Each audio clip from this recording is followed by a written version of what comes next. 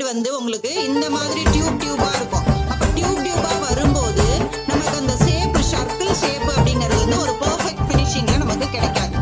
ஓகேங்களா? So tube பீட்ல நம்ம போட முடியாது. சோ ஆனா வந்து நம்ம சுகர் பீட்ல போடலாம். ஓகேவா? டியூப் பீட்ல திலகம் ஷேப் போடலாம் நீங்க.